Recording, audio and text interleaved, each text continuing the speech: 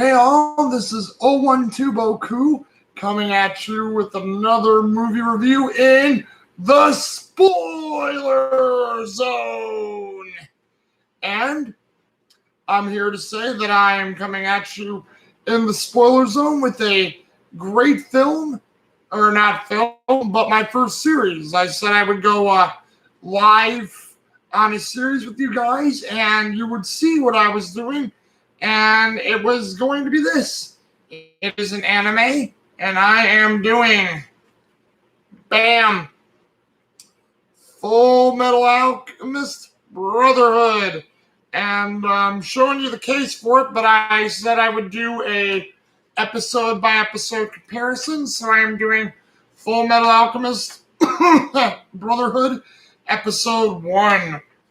Yeah, we are doing episode 1 of Fullmetal Alchemist Brotherhood, and it'll be really awesome, I hope. At least that is what I'm also hoping for. But anyhow, I figured I would come to you guys with this and talk about the first episode. Because like I said, I will mention this really quick. This is something I've wanted to do for a while, and hope it turns out well. And if anyone joins live, cool.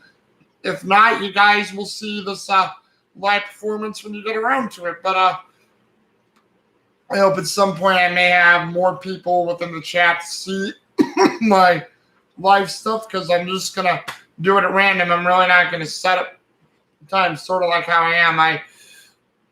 It's probably not going to be the easiest thing for me to always plan out live streams. If I ever can, though, I will let you guys know when I am able to do so. But unfortunately for now, it is what it is. And hey. But we are starting with Fullmetal Alchemist. I figured I would start with this because I've actually gone full circle with my anime. One of the last ones in the whole lineup is Peacemaker. I finished Peacemaker, I think, it was about 2 months ago, 2-3 months ago. I rewatched Peacemaker for the second time. Great show, and I'm like, hey, I'm back at the beginning. And at the beginning is this, Fullmetal Alchemist Brotherhood. If you guys would like to know really quick why I'm doing Brotherhood first and not the original run of Fullmetal Alchemist, because I do have all the original collection of Fullmetal Alchemist, the 2 seasons they did of that show, and the movie Conqueror of Shambhala. As you guys have seen, I've done the review from Conqueror of Shambhala some time ago, if you guys have seen that review.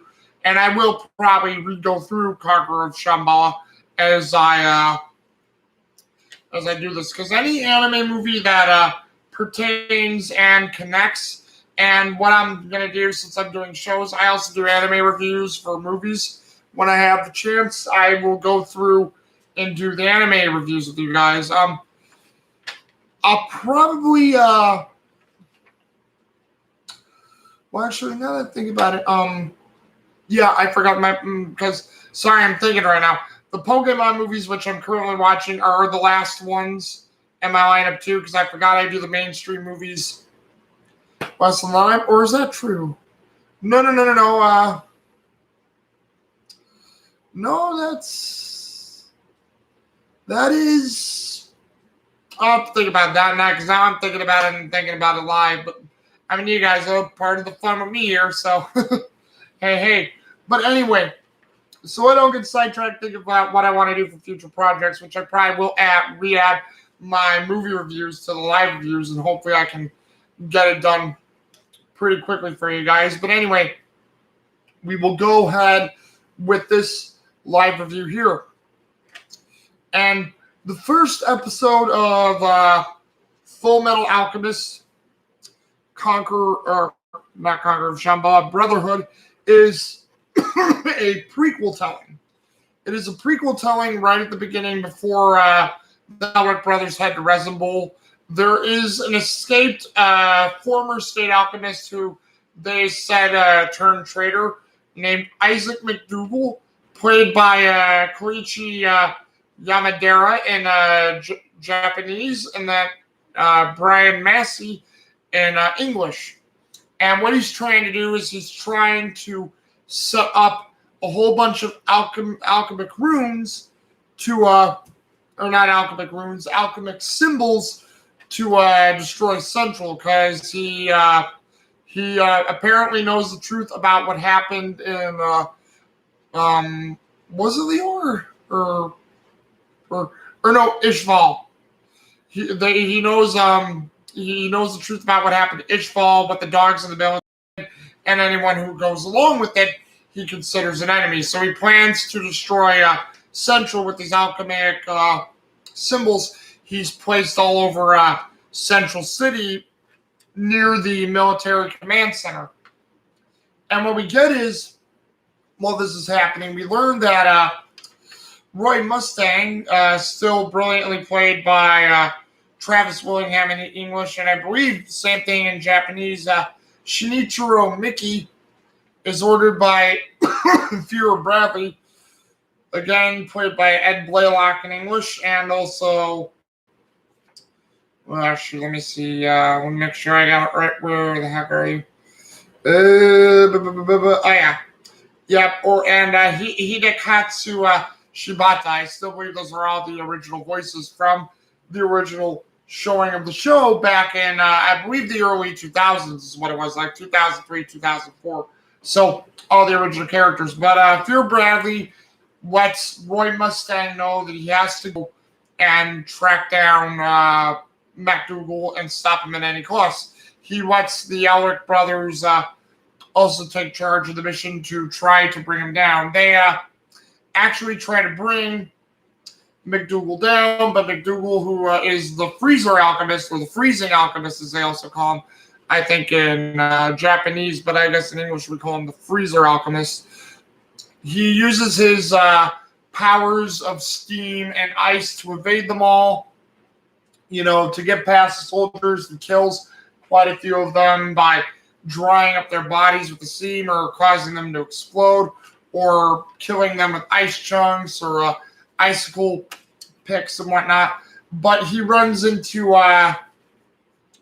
Edward Elric and Alphonse Elric, still played by both still played in Japanese by Romi Paku and Rie Kugimiya, but in English still only reprised the role of Vic Mignogna, who plays Edward Elric. And personally, Edward Elric is Vic Mignogna's character. I couldn't imagine anyone else doing the Edward Elric character other than Vic Mignogna. I mean, I'm pretty sure when Vic Mignogna passes on, if they ever revisit Fullmetal Alchemist, they'll probably get somebody else to play the role. But Vic Mignogna is the one who can do it, and I can't imagine anyone else being able to do that role either. But since Aaron Dismuke, by the time the show was made, was already a teenager / adult, they had to find a new person to play Alphonse Elric, and they got Maxie Whitehead to do the voice.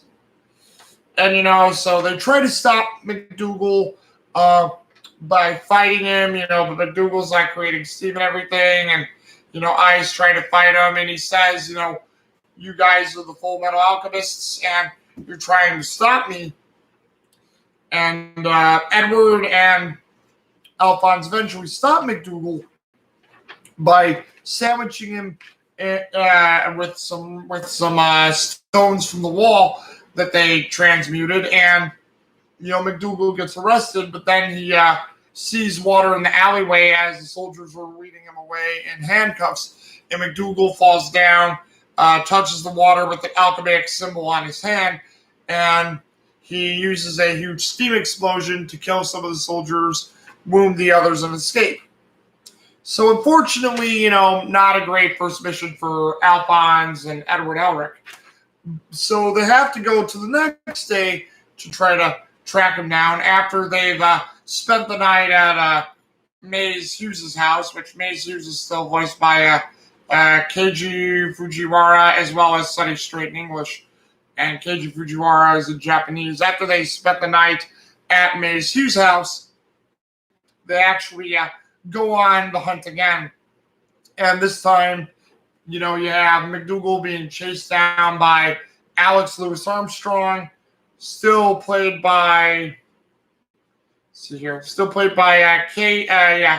Kenji Utsumi and Christopher R. Sabat, which Kenji Utsumi, I've not heard him too much, but he seems to be an awesome Alex Louis Armstrong. Christopher R. Sabat, hands down, has that character really well done.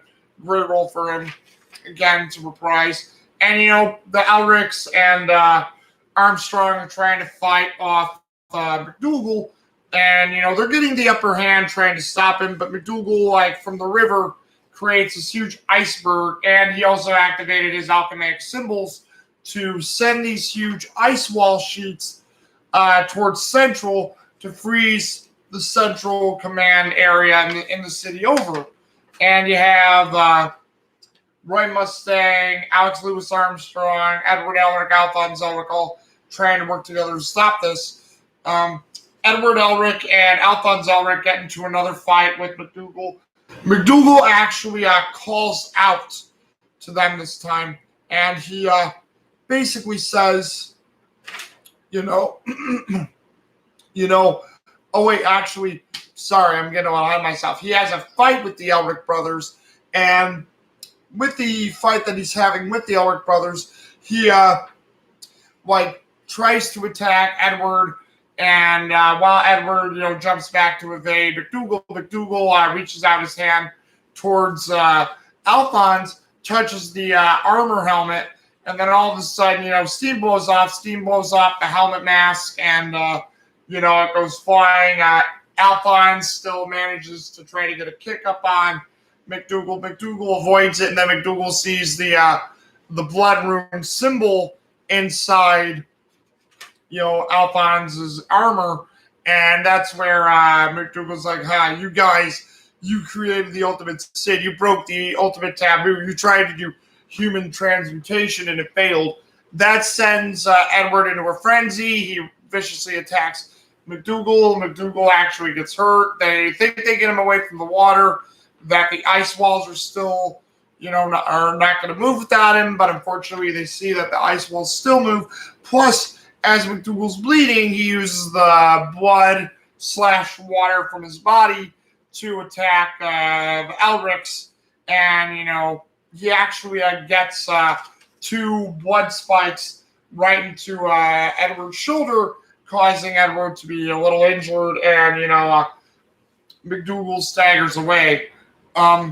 Over time, you see the symbols glowing and the ice walls getting closer. You have Alex Louis Armstrong fighting him back, Roy Mustang's fighting him back, doing whatever he can to stop it. So you can see that they're really trying. At this point, Mcdougall, is in an alleyway. He's trying to find a way to get to a safe distance before his alchemy ruins the posts of Central. But then as he's walking, he runs into Theo Bradley again. And he actually is excited about this. He takes a bunch of blood from his arm and makes it into a spear, a water-type spear, that he runs at Theo Bradley with, hoping to kill him. And Bradley just stands there, and all of a sudden you just see this zigzaggy movement like that. And then basically around here and here, you have Mcdougall get cut to death, and he falls over with all the blood leaking out of him. And you have Alex Louis Armstrong and Roy Mustang destroying the alchemic symbols, and it ends with Edward and Alphonse in the hospital with Edward recuperating. The Major comes by, rips off his shirt, wants his muscles to rejuvenate the Edric brothers back to the whole situation. And we also see a preview of Lust, still played by, Kikuko Inoue in Japan and Laura Bailey in English. So still greatly played by those 2 actresses.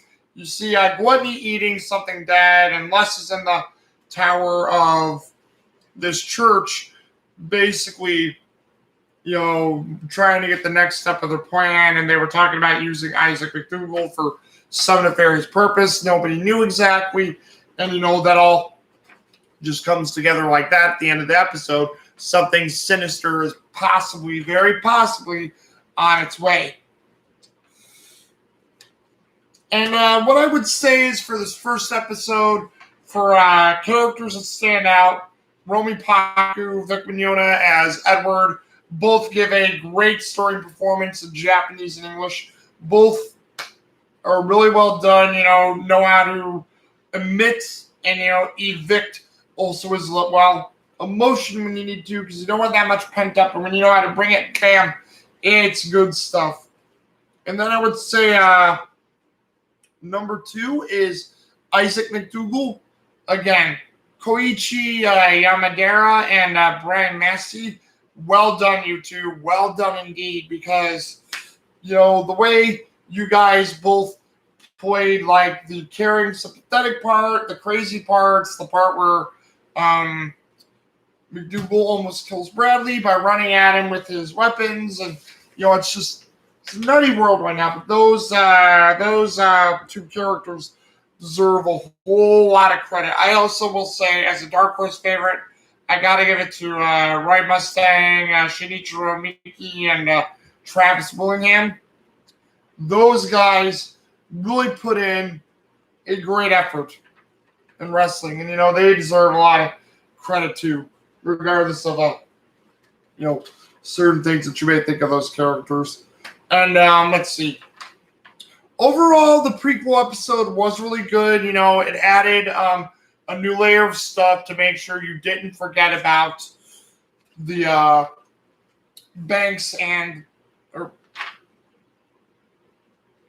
Sorry, I can tell my tiredness is kicking in. I am sorry, guys, because that is late. It is 1:30 here, and I had a long day at work, so if I'm passing out, I'm starting to dream and think of things, which is the same because I was on a good roll here. But yeah, I apologize for that. But not Banks. But like what he tries to do with doing. Oh wait, no, actually, yeah, I forgot we talked about that. Oh yes. And final saying in preparation, minus me talking about Banks and Erica dreaming. This episode is really good, right? Really good high cocktail action. Great character development for opening up the characters before we get more into their heads. Great visuals. I like the animation of the first show a lot better.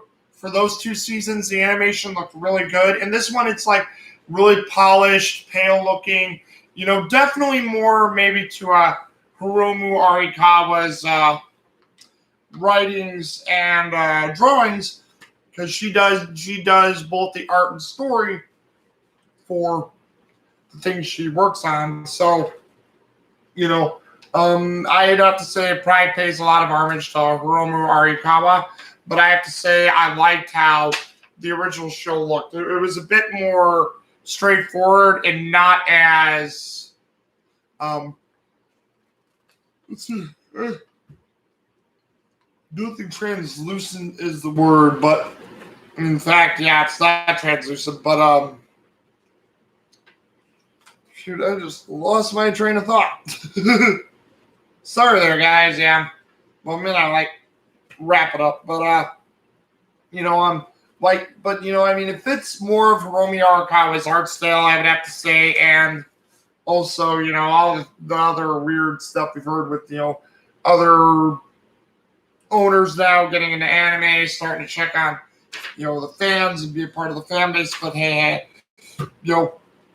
different times as well. But overall, just a good episode, a great start to it. Character who stood out the most to me was Isaac Mcdougall. Brian Massey and Koichi Yamadera were great. Hearing Romy Paku again as Edward Elric is awesome. I'm pretty sure you like hearing about the original with Alphonse. He was a great character. I also have to say Roy Mustang was good, and everybody did their parts well. And you get to see creepy figures, which I'll spoil it a little bit for you. We don't see it for a bit, but that's the character of Father, the main villain who's behind everything. So when you see that flashback when the Mystic Seals are breaking and it looks like McDougal's about to win, Whoa, sorry, guys. Yeah, I mean, everything they worked on was sort of mooting, like up to the point at that thing. But I mean, it's just a great show. Lets you know that there's something weird going on, and it's just awesome to fit together. But like I said, this is episode 1. We'll get to episode 2, and as a quick preview, the one thing I also just had a hard time with this is the pacing. The pacing, as soon as they pick up, it takes off like a rocket balloon, and it's like, damn, there's a lot of good stuff they still do with this show, but I was happy with how the original show handled it. And so if they ever made a show based off the OVA and manga, cool, but I guess in a way this is not how I imagined Fullmetal Alchemist to go. And, like I said, the first episode is a great prequel type thing, so it's good stuff. But overall, I mean, it's a good start, but, you'll sort of see as I talk about it down the line. But I have hardly any qualms with the first episode. Great, great music, great to decent music, good food, good atmosphere, I just said good food. Yeah, okay, it is time for me to head to bed. I'm starting to fall asleep in my chair. I knew I was probably going to have this problem if I did this review this late, but I really wanted to try my first live one. Next time, I'll be more composed. I'll not try to do it this late. If I have to hold off, I'll do it again early evening or something. But I actually enjoyed doing this live review. So if you guys, for the live review, and if you ever see this after it goes live and I'm done ending the stream, just let me know in the comments down below. Let me know what you think, and we'll have to do this again, all right? Okay, this is 012Boku at you with another episode anime review of episode 1 of Fullmetal Alchemist Brotherhood, and deuces.